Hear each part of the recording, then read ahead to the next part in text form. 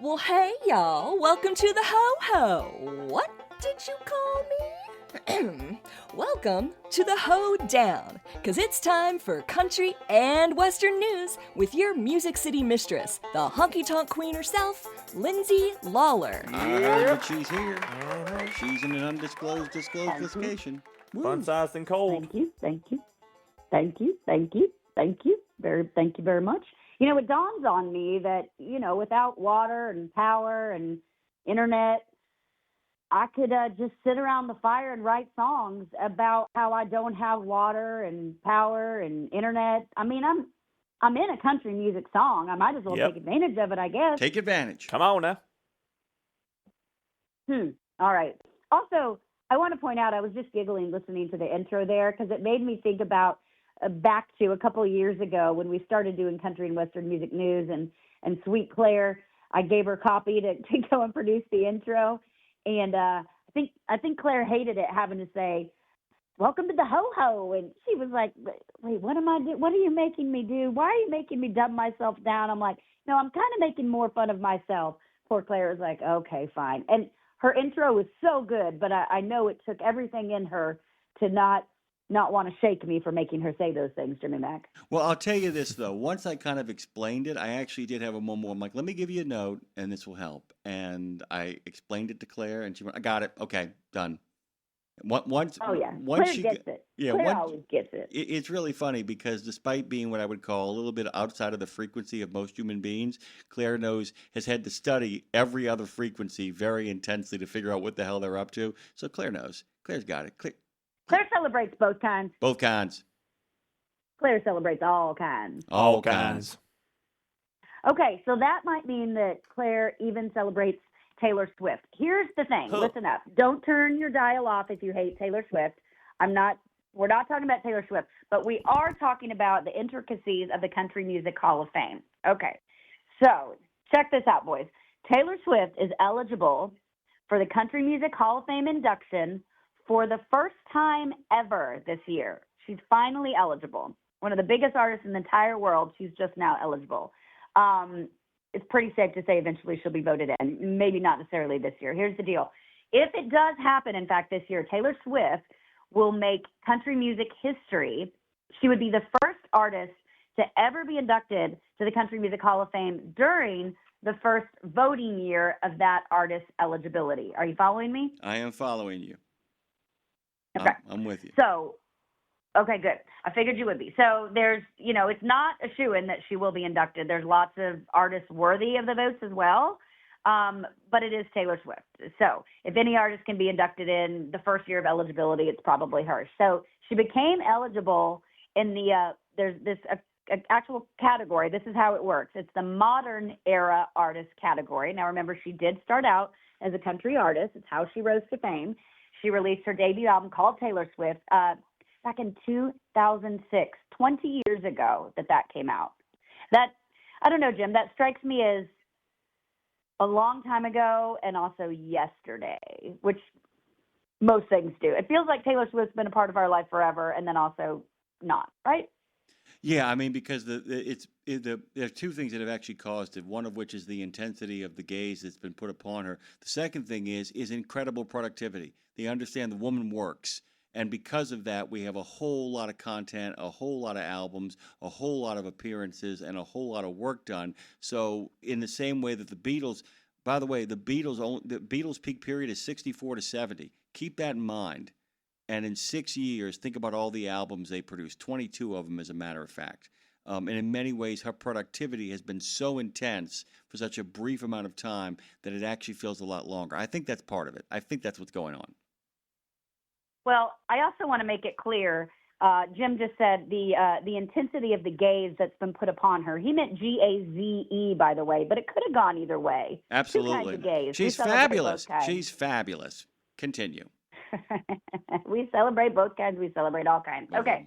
So on the Country Music Hall of Fame's website, you see it's broken down. So artists, they can be inducted in the category beginning 20 years after they first achieved national prominence. That's what puts her on the radar and eligible this year. The Hall of Fame, it also inducts new members in the Veterans Era Artists category. So artists are eligible for this category beginning 45 years after their rise to fame. And the Hall of Fame, it inducts artists and also in a third category that kind of rotates every year between songwriter, recording, and or touring musician and non-performer. In 2026, that inductee will be in the songwriter category. So as of last year, there are 158 members in the Country Music Hall of Fame. The next 3 inductees are expected to be announced this spring. And if you bring up artists, Jim, there's, of course, we always like the conversations about who are overdue for induction, who should be in, who are not. But let me just put it this way. Performers such as Brad Paisley, the Dixie Chicks, I won't call them the Chicks, they're the Dixie Chicks, Dwight Yoakam, Faith Hill, Tim McGraw, none of those people are in the Country Music Hall of Fame, which is crazy, of course. Trisha Yearwood, she could be on deck to join the Hall of Fame this year as well. Technically, what they say is that the Country Hall of Fame will welcome a big T, is what they have on the website. People are speculating big T meaning Taylor Swift. So here's the other thing, Jim. Taylor Swift is not a member of the Grand Ole Opry. She's played there multiple times. She's not a member of it. And she is, though, a member of the Songwriters Hall of Fame as of this year. And at 36, she became one of the youngest songwriters ever to join the Songwriters Hall of Fame, second only to, I don't know how you could guess this, but could you guess who she's second only to as the youngest person to enter into the Hall of Fame as a songwriter? It's not a country artist. It is a man, and it's more soul than it is anything else. And he's a person of color. Sam Cooke. No, he's alive. Oh, he's alive. Bruno Mars? No, older than that. And he's blind. Oh, Stevie Wonder. Nice. Sorry. Or Ray Charles. Yeah. Stevie Wonder. Yeah. Makes sense. But that's, once again, they have something in common. They both got started really, really early. Really. I mean, it's Little Stevie Wonder is the reason they call him that, like Little Stevie Winwood. Young dudes, 15, 16 years old when they got going and cracking. Absolutely. Is that why they call Richard Little Richard? That's just because he's little. No, that's why I call him Little Richard too, because he started very, very young. Anytime you get that nomenclature "little" attached to things, it ain't talking about anything other than the fact that they're very, very young, very young. Like the Little Rascals. Bingo, bango, boongo. Got it. All right. All right. Well, Taylor Swift will officially be inducted at a gala this June into the Songwriters Hall of Fame. This is sort of an interesting grouping, Jim. Here's who's being inducted into the Songwriters Hall of Fame this year. Taylor Swift, Alanis Morissette, Kenny Loggins, and members of KISS, Paul Stanley and Gene Simmons. That's an interesting grouping. I like that it's kind of all over the place. I don't see really country in there. It does include some songwriters, but it's no country in there, Jim. No country for old men in there. No country young women, no country for middle-aged people trying to figure out life, no country period. I mean, it's all just, why do you think that is? Speculation, thoughts? I don't know. My only guess would be that country somehow, and I don't know why, but somehow country music, authentic country music, is still not like worldwide. It's still not recognizable worldwide, whereas pop and rock is way more mainstream. And I thought about this when I was just in Belize. We were there. It was a Texas Country Songwriters Festival, and so primarily everybody there was from Texas. They knew these artists there. It was Jack Ingram, Pat Green, Django Walker, who's Jerry Jeff Walker's son, and everybody knew who these people were. But I noticed, Jim, when I was on the plane heading down there, I talked to several people, and they didn't, people that weren't going for that didn't know who those artists are. And it was another reminder to me that what I think everybody knows, not everybody knows. And country still falls in that. I think it's made great leaps and bounds with something that, here's the thing, that isn't necessarily authentic country. Like people who didn't know country do know country now because of Keith Urban and Blake Shelton and Carrie Underwood and people like that being on these vocal performance shows, the American Idols and the Voices of the world. But that doesn't mean that they still really understand and know country. And now that we realize you can't be a part of these things until you've reached status at 20 years in, it means new country isn't recognized in those categories. And old country, I think people just don't identify with anymore, which is sad, but that's my take. I think I'm going to agree with you, and then I have one more wrinkle is that, and by the way, this applies to trucking. Ta-ta-da! I think often that when you are excluded, you form your own organization. At the same time, though, I have never met a group of more proprietary people in my life in regards to until recently, and this is Johnny Cash and Willie Nelson and a few other really big time performers, notwithstanding. Dolly Parton comes to mind too. So much of it has been so kind of gate kept as well, and not by the fans, but by people in the industry of like, this is our thing, it's not your thing, we don't want you.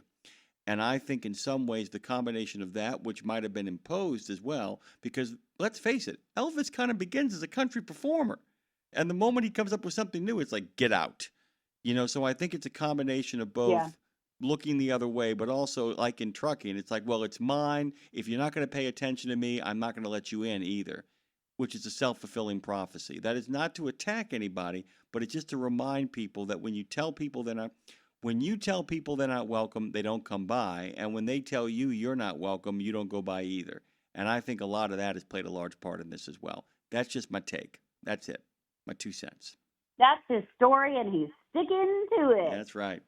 Okay. Go on. Speaking of people sticking to their story, now this will resonate with, I'm about to talk about what a Kid Rock just went up and testified up in Congress, but this is anybody who wants to go to concerts and can't anymore. I'll tell you what, I'm not a big concert goer, and I think that's a little bit about just because I live and breathe music. It's a part of my life, that then going to see it and entertainment, it doesn't fully speak to me. I'd prefer to go see, I'm talking about big concerts at the arenas and such. I love to go see a songwriter at a small bar, stumble upon somebody somewhere locally that's doing something and hear stories. But being in a packed audience with, I guess it's something about in those arenas and knowing the tours, knowing that they're doing the same thing every night. Now, I know there's some improv space in there, but those huge choreographed shows, there's lights, there's production, there's so much that has to be on cue that it takes a lot of the spontaneity out of it.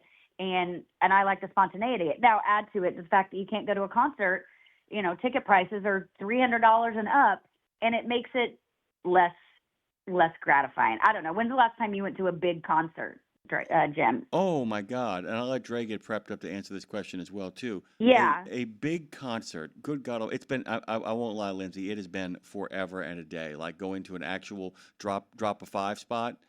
I mean, in all fairness, though, you're also talking to somebody who actually has spent $225, $300 on a theater show in London and on Broadway recently. But but yeah, in terms of a concert, nope, not happening. Not going to do it. Not going to do it. Well, I mean, you're right. The Broadway aspect, that comes down to, it obviously comes down to preference and where you prioritize your spending. But I will ask Dre this because Dre is such a music lover and is so always has his finger on the pulse of what's new and what's coming out. And I so appreciate when he sends me stuff to keep me young and cool. But I think that, as well, I'll go if I'm given free tickets. I'm at least more interested to go with that. But Dre, as someone who, I know you're not out in a place where you want to go spend hundreds of dollars every time, but you still are able to find that music. What's the sweet spot for you as to where you're going to spend your money and what kind of things you will prioritize going to see? Ooh, okay. So it's beautiful that you asked that because with being in New Orleans, I got a little bit of everything because there are those intimate places that I have been to be able to go see some concerts. And at the same time, they're not super intimate like the Fillmore, but you can make it work for yourself by where you put yourself or you get on a balcony or if you go to the House of Blues and it depends on who you're going to see and then how many people go. So it's like I've been very lucky that every time I go see a concert at one of those venues. But my thing has always been going to festivals. Like what's awesome about festivals, depending on like the season you go, like going to hang out and going to Jazz Fest, if you want to go see someone, like I went and saw Lenny Kravitz, and I got a spot, and it wasn't super crowded, but it got crowded quick. And that was the one time I'm like, all right, you're seeing Lenny Kravitz, and then you got to make it work. It's like going to go see Red Hot Chili Peppers or Rolling Stones or something. Like you're gonna be packed in, but it's the environment that I dig with the people I dig. But then like right after that, I go see My Morning Jacket, and I got a tapestry, and I'm throwing it out next to a tree with some other people sitting in tapestries, and we're just sitting there drinking a beer, not crowded up, and just relaxing. And I took a nap, so it's like I go to these big things, but with me, I'll never go to like. I forgot who was the concert. I went with someone, and I went and saw Cher, and that was a situation where people, dude, I love Cher. Oh my God, I'm laughing in joy. Yeah. Long, beautiful Cher. But my friend was like, "Oh yeah, I was gonna do A, B, and C." This other friend that went, she was like, "Oh yeah, we're gonna be on the floor, and we're gonna this and that." And I'm like, "You're not gonna catch me spending close to $1,000 on a ticket. I'm not gonna be super crowded up there with people that, no offense, smell like Bengay." And then. And then I'm not looking forward to that. And that was a situation where I'm in the nosebleeds, and I'm okay with that. I still got to see awesome music, but it's just going to big things like that and having to fight the crowd in, fight the crowd out. I like to be able to do it on my own time and have a plan.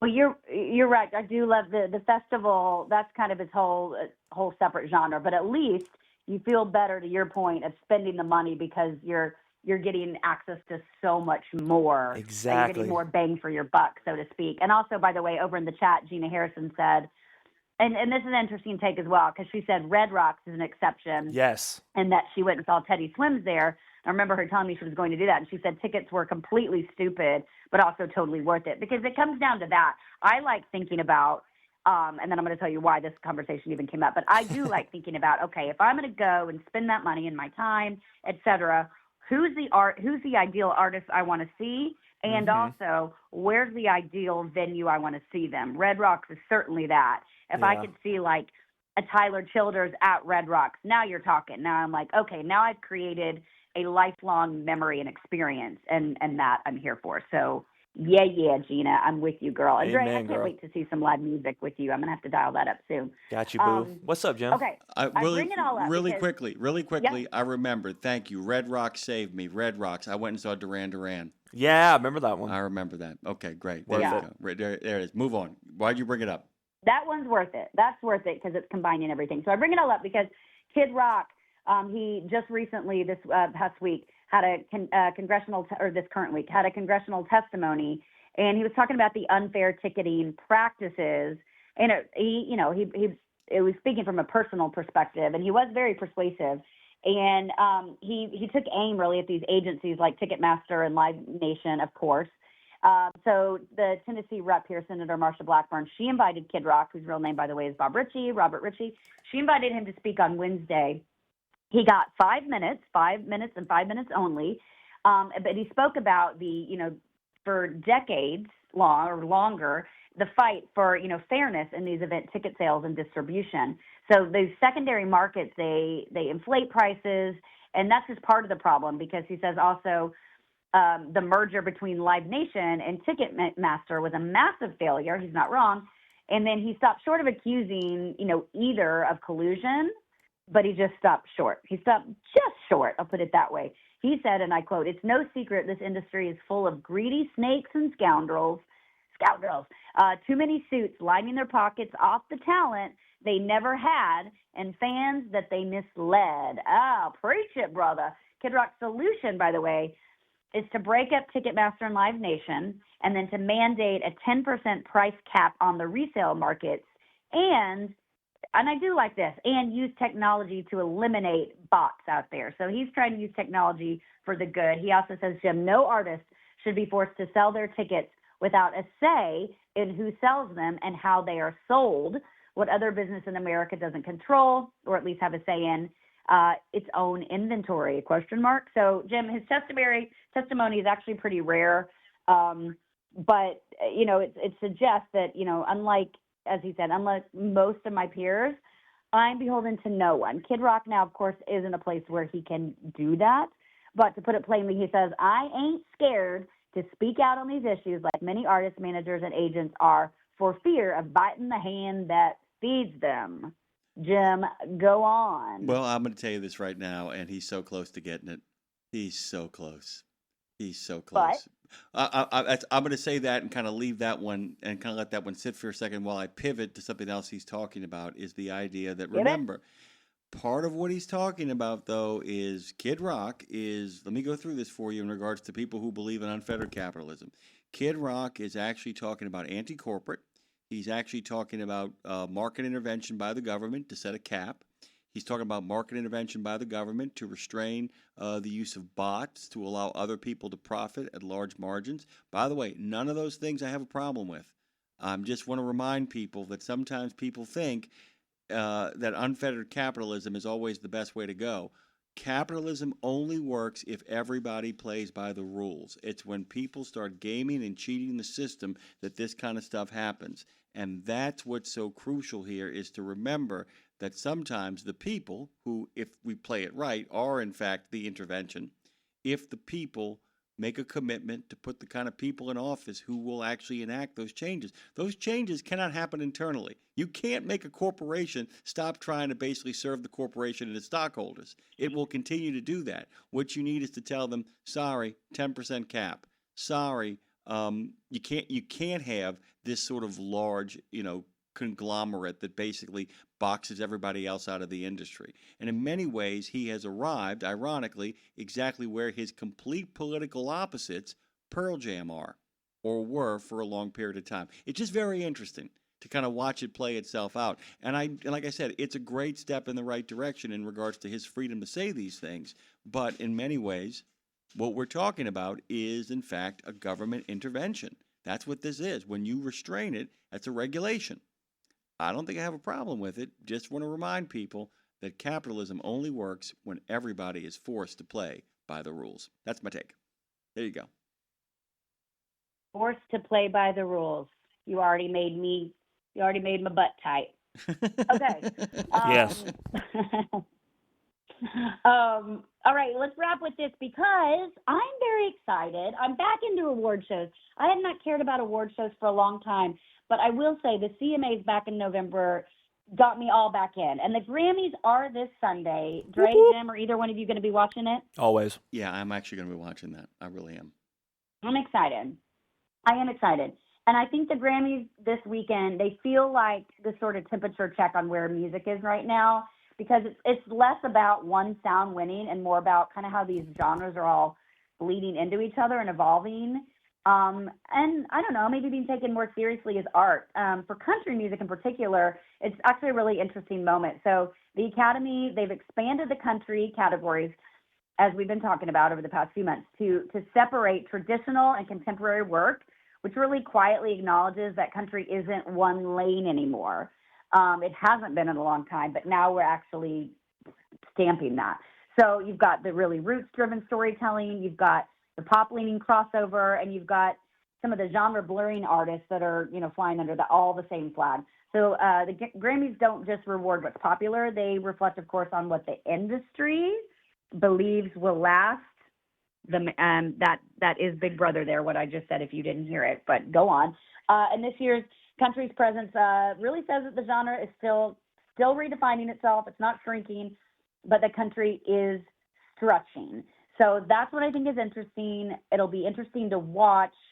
This will be the first time, Jim, that these categories have been separated because, again, it always felt weird when you had people like Florida Georgia Line up there with, say, Brooks and Dunn. It never, or somebody even older, even a George Strait. It never fully made sense, and now we're going to be able to separate those two, which I think is cool and will be exciting to watch how they pull it off. Or yeah, no? I know. I think so too. I think the idea that anytime you can kind of begin to kind of distinguish one thing from another, so that you're not putting people into categories where, that always would happen with at the Academy Awards. The foreign film category was like, what? You've got literally a neo-realist from Italy along with a samurai warrior from Japan, and they're competing for best foreign film. You're like, dude, this is probably not right. Or the year that Beauty and the Beast ended up in the best picture category in the Oscars. You're like, I feel like it's not going to win. And I think that separating people into different categories, particularly when you've got an explosion of those categories and everybody but the committee acknowledges it, is probably a good step in the right direction for making sure that the lasting works of art in different genres, even if those genres are subgenres of a larger one, is probably a really good idea, because those subgenres have tens of thousands of antecedents and fans. So I think it's a good move, a very good move. It is a good move. It'll be fun to watch, and you too can watch this Sunday, February 1st. The Grammys are on at 8 p.m. Eastern, 7 p.m. Central. They're hosted by Trevor Noah again. You can watch them on CBS and then streaming on Paramount. You'll be able to watch it after the fact, too. If you're out in your truck and want to watch it later, it will be available via replay. Okay, finally, on this day in country and Western music history, in 1938, born today, was in Wellston, Oklahoma, was Norma Jean. She, of course, was a country music singer. She was a member of the Porter Wagoner Show from 1961 to 1967. She had 13 country singles, and she recorded 20 albums between 1964 and 1973. In 9 years, she recorded 20 albums. She received 2 Grammy nominations. And by the way, I bring her up because if Norma Jean wouldn't have left the Porter Wagoner Show, we may or may not have Dolly Parton in our lives who stepped in. And with that, Jim, I have some very exciting news because as I was just talking, my friend Aaron Ketty just texted me to say, I got the job. Dolly Parton is my boss. So my best friend now is the director of food and beverage down at the Dolly Parton Songteller Hotel, which opens this June in Nashville. It's got Dolly Parton live, and it's also got Jolene's. It's really bringing back traditional country music and letting songwriters tell their stories. I cannot wait to host an event there. That is your country and Western music news here on Road Gang Radio. Boy.